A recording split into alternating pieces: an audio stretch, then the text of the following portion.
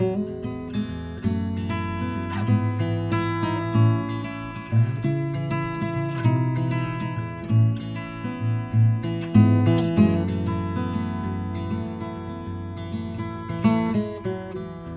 tal? Muy buenas tardes, bienvenidos a otra emisión de Grandes Maestros que se transmite por el canal de AMAP, de la Asociación de Médicos de la Actividad Privada. ¿Qué tal? Acá estoy con mi compañero, el doctor Luis Japas, y hoy tenemos, se ve que estos días nos extrañaron, porque con todo este tema de los feriados nos costaba mucho poder encontrar un día para poder armar este programa. Digamos la verdad, nos hacemos desear también. Y aparte, exactamente, si estamos todos, como que dicen... Sí, otra vez. Otra vez sopa. Claro. Bien, ¿qué tenemos hoy, Luis? Hoy vamos a hablar del doctor Maximiliano Averasturi. Averasturi. ¿Te acordás cuándo lo nombramos? Yo creo que lo nombramos cuando hablamos de un leprosario, y lo hablamos cuando hablamos... Si mal no me equivoco, de ese médico que habías traído vos que querías, que era el doctor Maradona. Pues. Exactamente, Esteban Laureano Maradona. Esto no está arreglado, le puedo asegurar. No, que muy bien. Bueno, tenés una memoria prodigiosa. Que había hecho un paso por la zona de Chaco, sí, en su salida de Buenos Aires hacia Resistencia y Barranqueras, y había estado investigando, le encantaba todo lo que eran los estudios naturales, y había estado en una isla del Cerrito, ahí en la confluencia del Paraná y Paraguay, y habíamos mencionado que había estado en una colonia que se llamaba Maximiliano Averasturi, de cual vamos a hablar hoy. Pero antes, si me permitís, Luis, sí, quería transmitirte que tuvimos elogiosos comentarios de nuestro último programa, cuando hablamos de Casa Cuna, del doctor Pedro de Elizalde. La verdad, estoy emocionado y sorprendido por la cantidad de comentarios elogiosos sobre ese programa. Parece que caló hondo. Yo también recogí muy buena, y sobre todo muy buena del común, no del ambiente por ahí que pertenece al hospital o que tiene alguna red, no, del común que vio el programa, que por ahí pasaba por la puerta. Sabía que el hospital se llamaba Casa Cuna, se llamaba Pedro Elizalde, pero que no conocía, digamos, estos pequeños detalles, por ejemplo, lo de Benito Quinquela Martín, los detalles del tema de la Casa de Expósito, lo de la Defensoría del Niño. Y la verdad, es un aliciente, sí, claro, como para seguir haciendo, digamos, el programa, sí. Y no solamente una cuestión de entretenimiento, sino también una cuestión de conocimiento, de que la gente pueda saber. Total, el saber no ocupa lugar, y a veces informarse o tener una idea, qué sé yo, no sé, a mí me básicamente, como nos pasa a nosotros, cuando uno pasa por ese lugar, lo mira de otra manera. Exactamente, y también uno, porque a veces cuando pasamos por los lugares no nos detenemos en pensar en la historia de ese lugar o todo lo que pudo haber transcurrido en ese lugar, ¿no? Bien. Y bueno, esta es una forma también es un homenaje a todos aquellos que hicieron que esos lugares queden en la memoria de la gente. Absolutamente.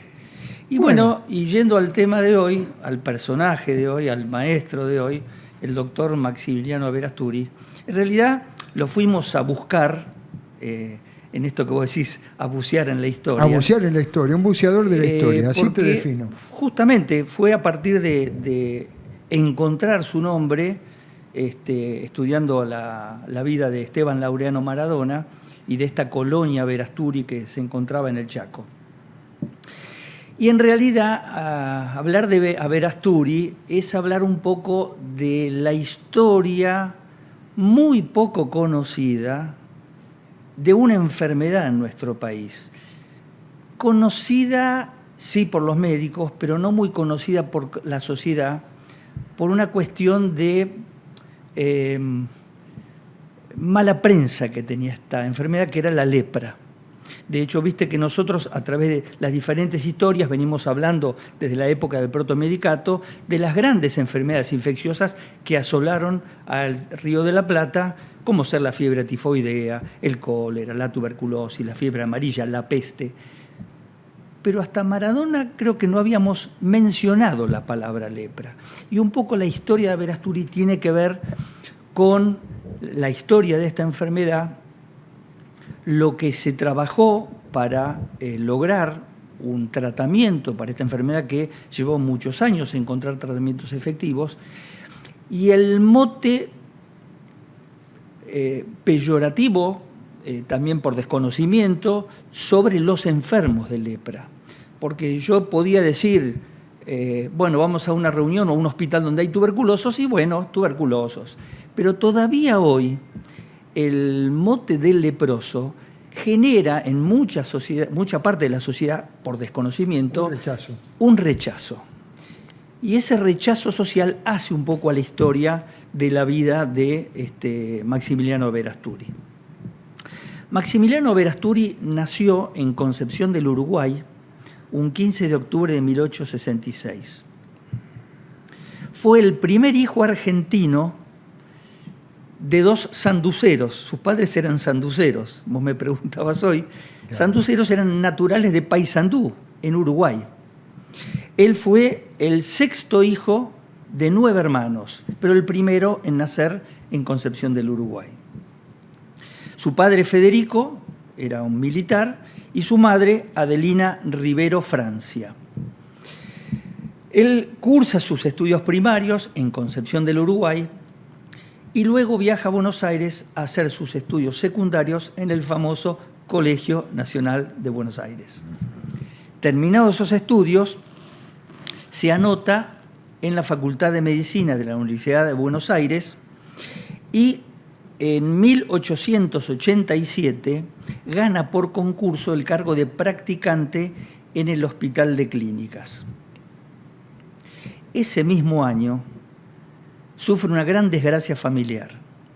A principios de 1887 muere su madre y sus 2 hermanos mayores víctimas de una epidemia del cólera.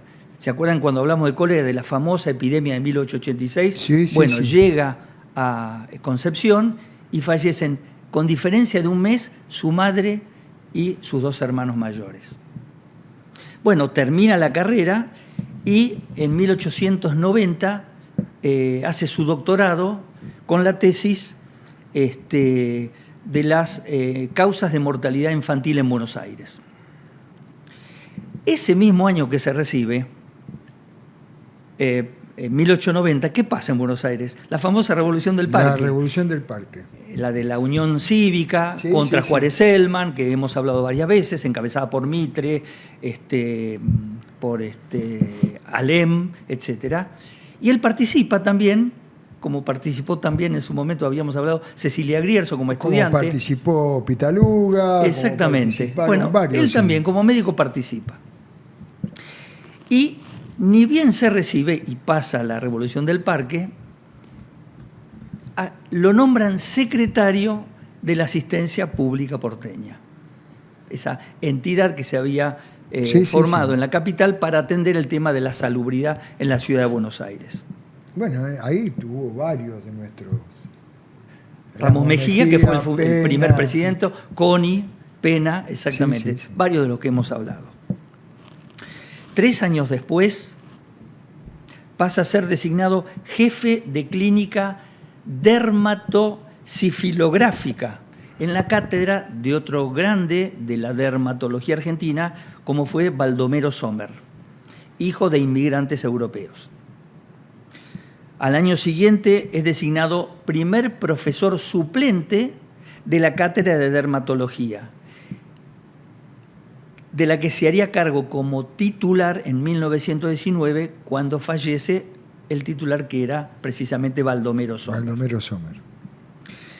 En 1897, 3 años después, siendo el doctor Ramos Mejía presidente del Departamento Nacional de Higiene, enterado del grave problema que asolaba, estamos hablando de 1897, ya fin del siglo XIX, recién empezaban a preocuparse por las grandes epidemias de lepra en el litoral, que afectaban a Entre Ríos, Corrientes, Chaco, Formosa y, por supuesto, la zona del sur del Paraguay.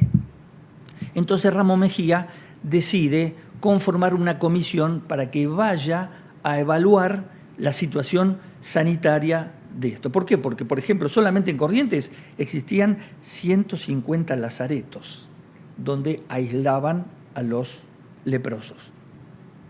Le otorgan un dinerillo de 30.000 pesos de aquella época para que funden o establezcan el primer leprosario en la provincia de Corrientes, con otras condiciones de salud para los pacientes afectados de lepra. Ese es el año, el mismo año, en que Eliseo Cantón lo ayuda a Domingo Cabret a sancionar la ley por la cual se podía crear por primera vez el famoso asilo de los pacientes con problemas de demencia en Opendor, que también lo habíamos comentado.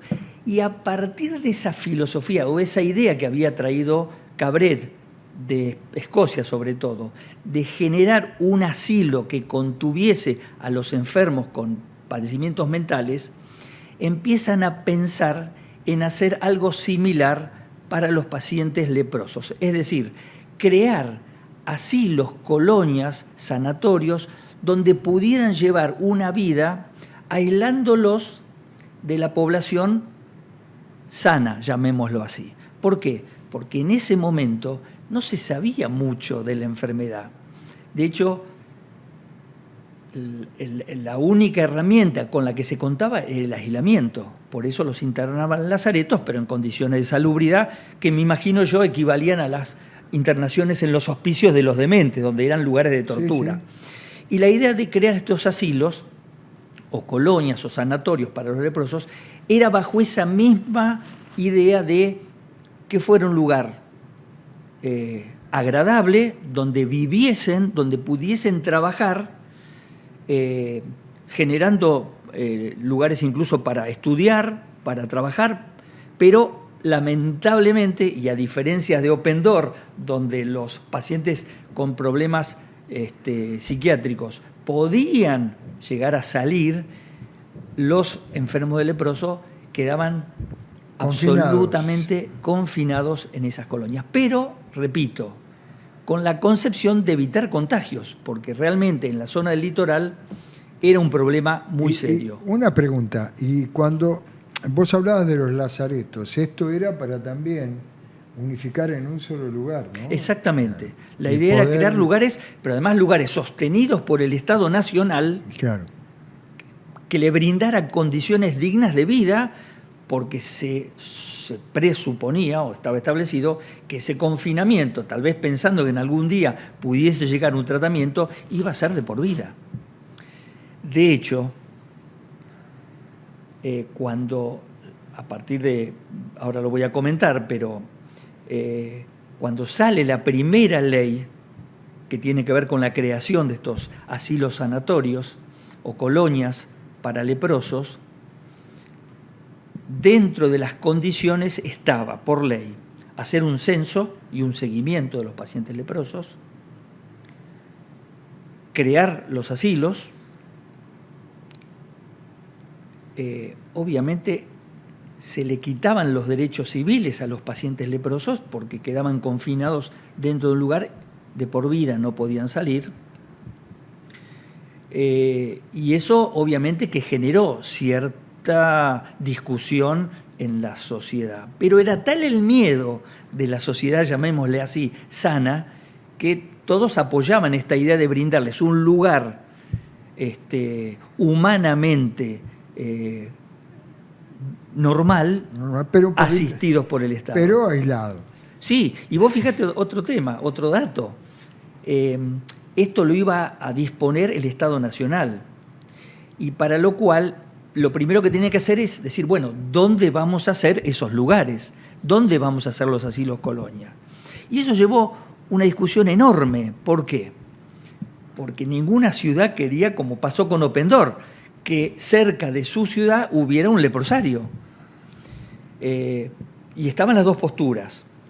Si dicen que, por ejemplo, el litoral es la zona endémica de la lepra. Y eso está dado por no solamente las condiciones de salud, que tenían mucho que ver, de nutrición de la gente, sino con las condiciones climatológicas. Si nosotros vamos a hacer un leprosario en el mismo lugar, no vamos a resolver el tema. Mejor llevémoslo a un lugar lejano con otras condiciones. Y los que defendían lo primero decían, no, porque si yo lo llevo a otro lugar alejado, por ahí estoy llevando la lepra a lugares donde naturalmente no están.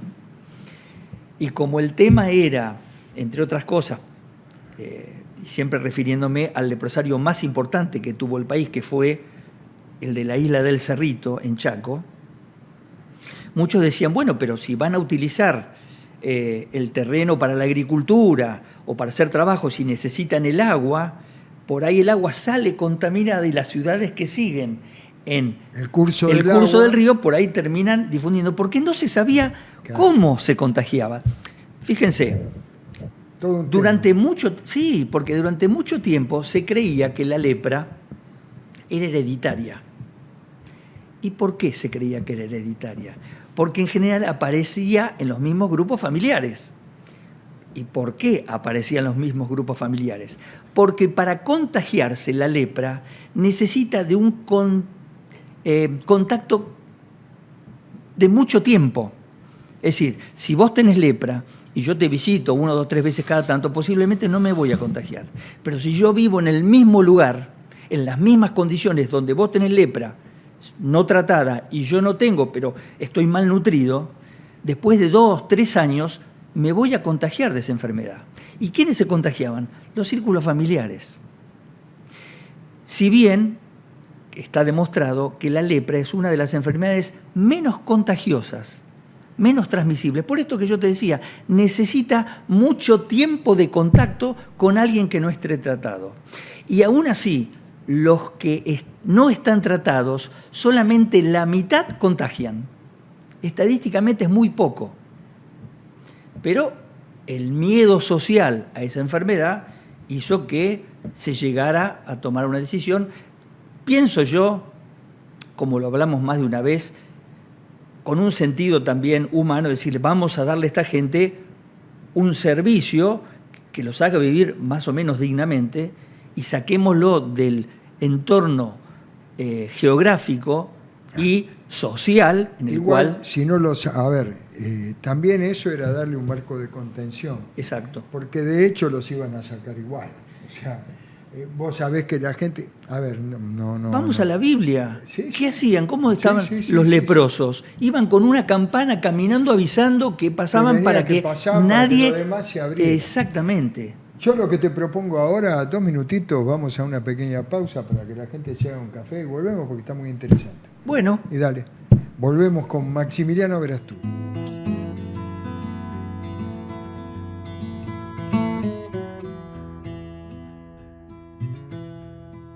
Osmédica, la obra social de los médicos. ¿Estás buscando una obra social que realmente entienda tus necesidades? Te invitamos a ser parte de Osmédica. Delegaciones en todo el país, amplia cartilla médica, centros médicos propios con tecnología de vanguardia y gestionados por médicos de trayectoria. Siempre cerca tuyo porque tu salud es nuestra prioridad. Súmate hoy mismo, visita nuestra página web para más información. Encontranos en redes sociales como @osmédicaoficial. Afiliate y experimenta un servicio diseñado para tu bienestar. AMUMAP, la mutual de los médicos de la actividad privada.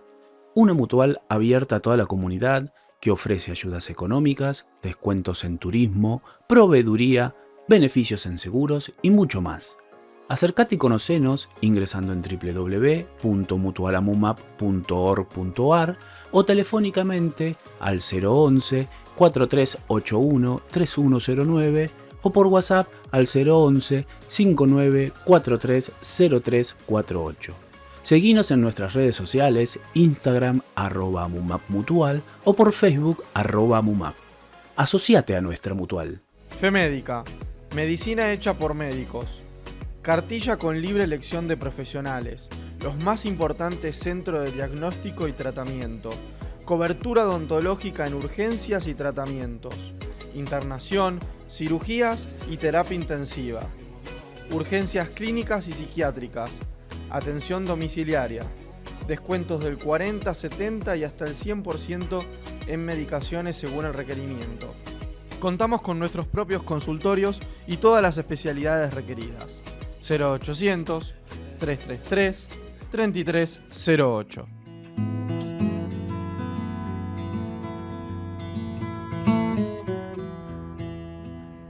Bien, acá volvemos al segundo bloque de Grandes Maestros, con mi compañero el doctor Luis Japas, y volvemos con el doctor Massimiliano Verasturi. Muy interesante todo este tema.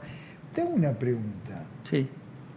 Porque esto por ahí, en el contexto actual que vivimos, Sí. ¿cómo reaccionaría la gente para aquellos que tienen lepra? Bueno, yo En creo... el contexto actual. Sí, sí. Te hablo en condiciones no en la época de don Maximiliano, sino ahora. Sí, hoy día. Me parece que todavía hay mucha ignorancia con respecto a esto, a la enfermedad. Y de hecho, no me acuerdo qué famoso médico, no argentino, digamos, redondeó esta idea diciendo que antes la batalla era contra la enfermedad y hoy día la batalla es contra el desconocimiento social. Porque mucha gente todavía le hablan de lepra y Se congela. uno puede decir tiene SIDA, tiene tuberculosis, pero la lepra sigue generando esa cuestión cosa misteriosa. No nos olvidemos que en sus comienzos, y hoy hablamos de la Biblia, era interpretada como una enfermedad divina, es decir, algo había hecho mal esa persona para sufrir de lepra, un castigo divino. Entonces ya se lo cercenaba de la sociedad, estaba condenado. Así que sí, yo sigo pensando que es tal cual. La sociedad de la todavía... Biblia, una de las historias más famosas de la Biblia y la lepra es Ben-Hur. Ben-Hur, Sí, que termina siendo gladiador. el milagro. Exactamente, Sí. y el milagro lo que hace cura a Jesús, los leprosos. curando a su hermana y a su Sí. madre, que Sí. ambas habían contraído Trajeron lepra. de lepra, exactamente. Digamos, como hecho así notorio, incluso trasladado luego a Hollywood y a las películas. Sí. Pero es un hecho donde se hace presente la enfermedad en ese momento ya. Exactamente. Bueno, y de hecho, una de las revoluciones que lleva adelante Jesús fue tocar al leproso. Tocar a Porque estaba prohibido tocar al leproso, no se podía acercar el leproso. Era un paria de la sociedad, condenado de por vida. Por ahí me adelanté, pero vamos a ir un poquitito más para atrás. Habíamos dicho que Ramos Mejía, a cargo de la presidencia del Departamento Nacional de Higiene, habían nombrado una comisión para estudiar el tema de la lepra en el litoral. Esa comisión estaba integrada, obviamente, por Sommer, Verasturi y nuestro amigo José María Pena. Ellos fueron los que se encargaron de ese tema. Y ese mismo año también, 1897, se lleva a cabo por primera vez el primer Congreso Internacional sobre la lepra en Berlín. Fin del siglo XIX. O sea, antes no se hablaba mucho de la lepra. En ese Congreso Internacional habla, obviamente, el invitado principal era el médico noruego Hansen, que fue el descubridor del bacilo que hoy con justicia lleva su nombre, estudiando muestras de tumoraciones de piel, allá por 1873, descubre la existencia de esos bacilos, antes que Koch describiera su bacilo en la tuberculosis. Pero él, si bien lo encuentra, no consigue cultivarlo, y eso era importante para demostrar que era la causa. Entonces le deriva parte de los estudios que tenía a otro bacteriólogo alemán, Neisser, quien sí consigue confirmar al bacilo como causante y él publica en 1890 el trabajo como si fuera de su autoría. Pero después la historia demostró que el que lo había descubierto había sido Hansen y por eso a la enfermedad se la conoce con el nombre de mal de Hansen o enfermedad de Hansen, en honor a este médico noruego. El mismo, años después, el que estaba a cargo del Departamento Nacional de Higiene fue Malbrán. Y a partir de estos comentarios del primer congreso en Berlín, que entre otras cosas reafirmó que la única terapéutica que existía en ese momento era el aislamiento de los pacientes para evitar los contagios porque no había otros, Malbrán convoca a una conferencia nacional. Entre los principales oradores, otra vez, Sommer y Averasturi. Y a partir de ahí, Malbrán, después de esa conferencia, prepara un proyecto de ley. Estamos hablando de 1907. Lo presenta en el Congreso, que era para la creación de colonias para aislamiento de los pacientes con enfermedad de Hansen. El Congreso no le da bolilla. Por esa razón, en 1910, y esto lo comentamos cuando hablamos del Liceo Cantón, toma ese proyecto Cantón y lo vuelve a presentar en el Congreso como diputado. No le dan curso. 1913 lo presenta nuevamente Malbrán. Tampoco le dan bolilla. 1920 y 1921 lo presentan ya con ciertas modificaciones el doctor Averasturi junto con otro distinguido dermatólogo argentino, el doctor Pedro Luis Baliña. Y tampoco le dan bolilla. Tampoco le dan bolilla. Recién, en 1926,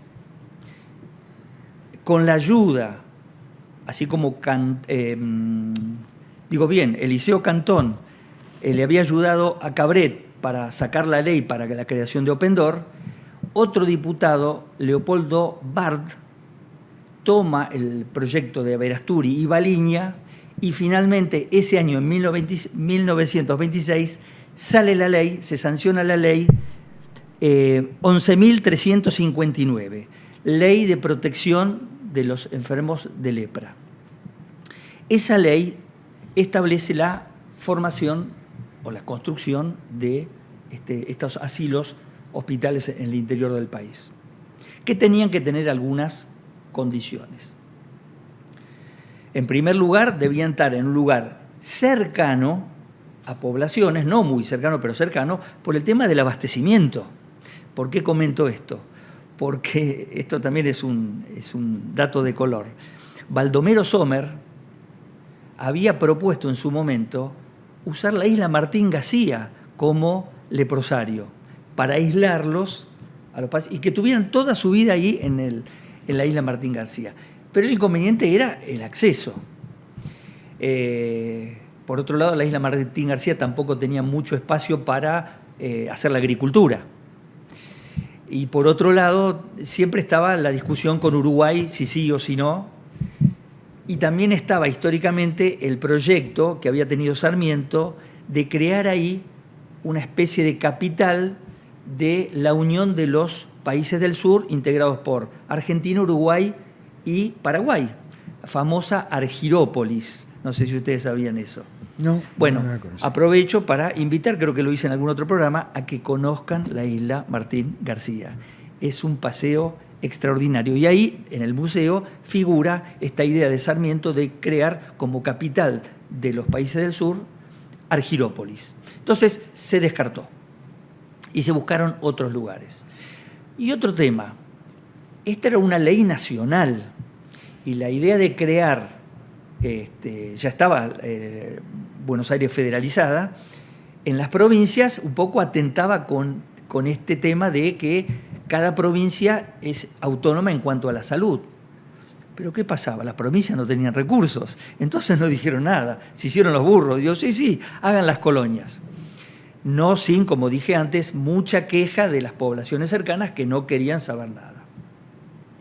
Y por esa ley, entonces, se crean varios, llamémoslos leprosarios, pero suena peyorativo, no despectivo el tema del leprosario, pero son asilos, colonias. El primero se fundó en Misiones, que se llamó justamente Asilo Colonia Dr.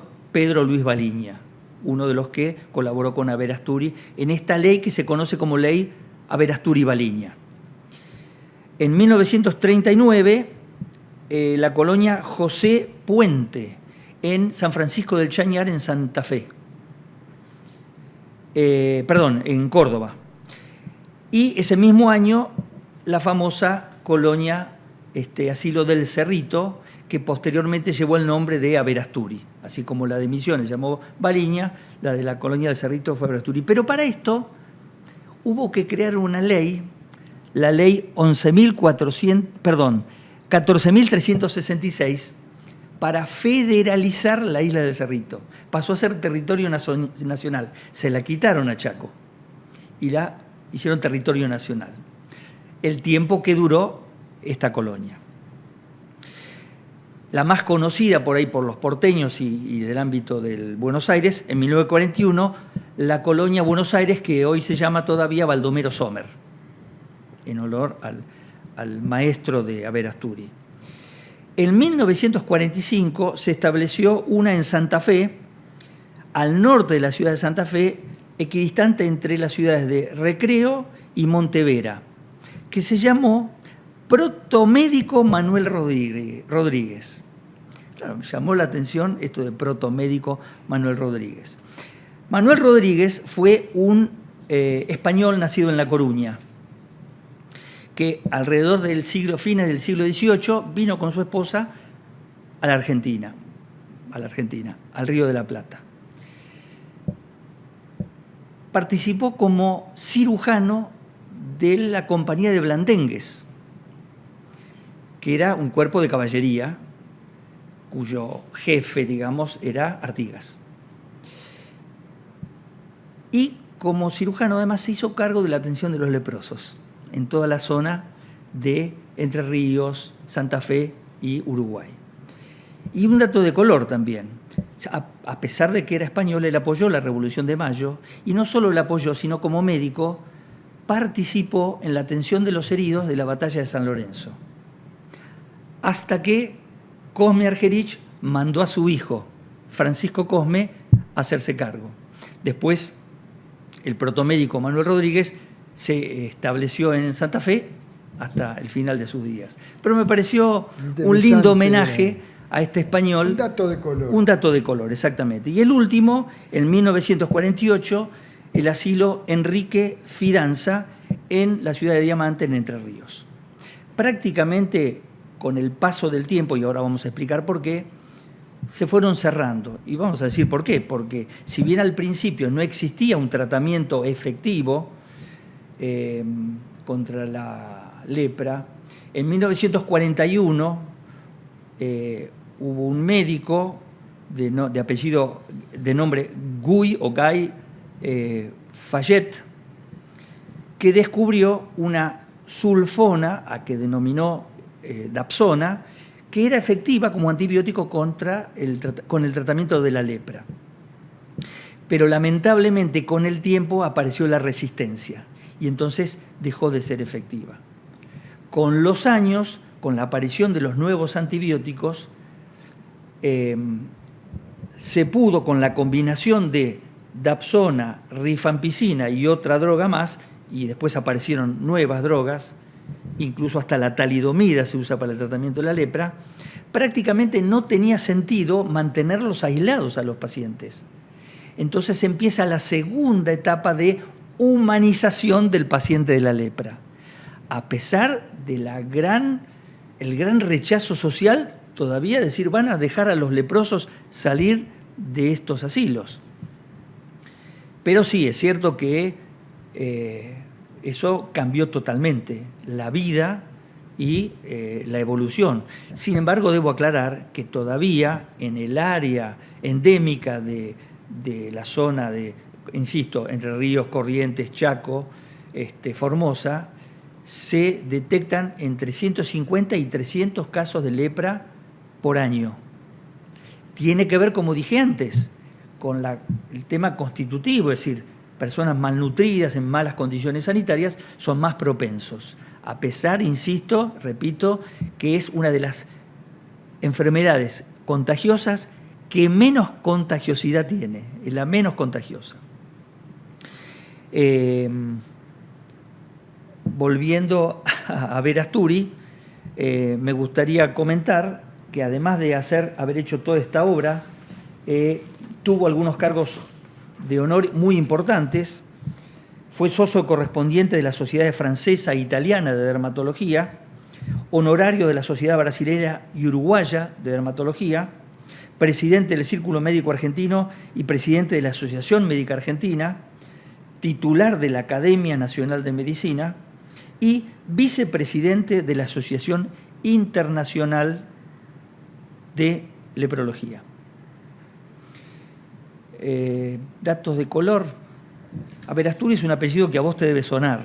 A mí me suena por digamos, creo que era su sobrina. Una sobrina, Arminda Verasturi. Exactamente, que era la mujer, en su momento fue mujer de Enrique Pichón Riviere y fue una de las fundadoras de la Asociación Psicoanalítica Argentina. Y además ella ostenta un antecedente importante. Fue la primera en desarrollar la psicología en niños y adolescentes en nuestro país.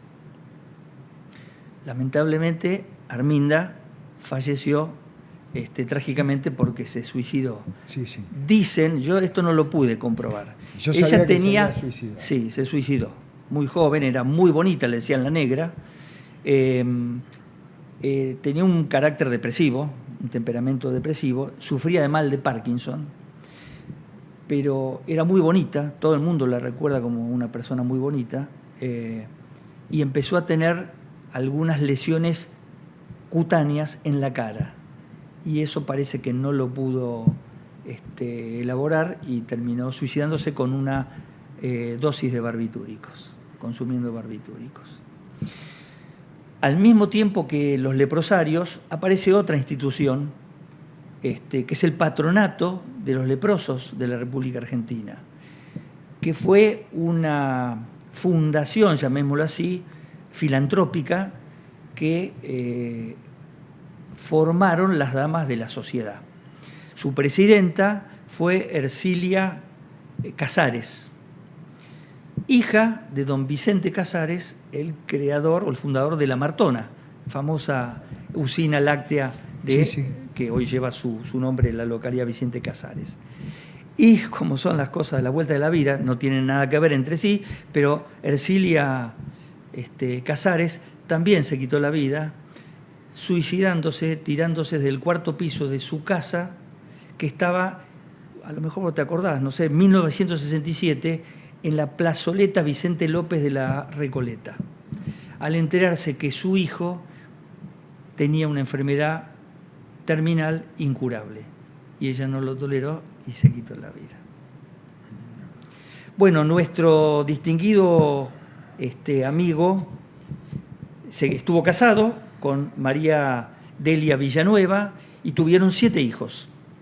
Y él fallece un 6 de octubre de 1931, pocos días antes de cumplir los 65 años, y sus restos reposan en el cementerio de la Recoleta.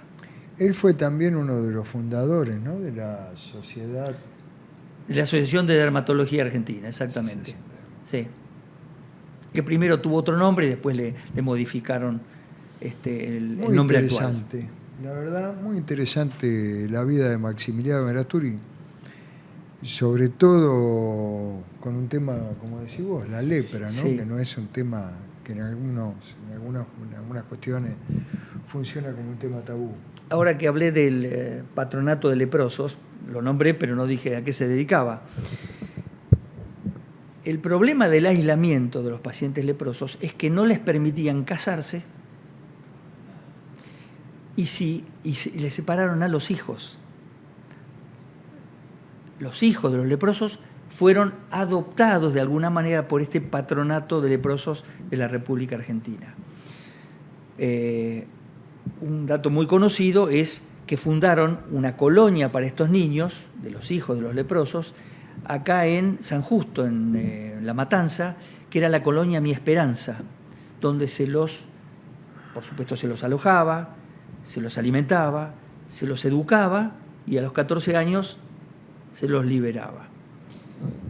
Cuando, otro dato importante, así como en 1826 sale la ley Aberasturi-Baliña,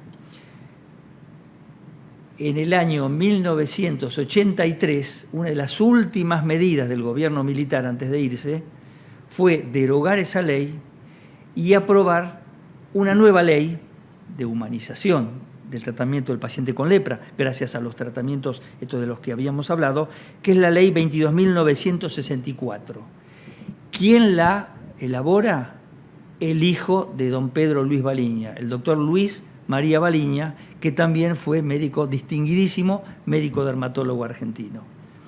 Se termina con esto los leprosarios, el único que queda es Baldomero Sommer, pero que también se amplía, se hace general, y en realidad queda como leprosario porque muchos enfermos de lepra, por su condición de leprosos, no quisieron salir del lugar y permanecen viviendo por una cuestión social en el Hospital Baldomero Sommer. Bueno, muy interesante, la verdad. Termino con esto. A ver. No lo iba a decir, pero lo digo. Cuando se cierra la colonia Mi Esperanza,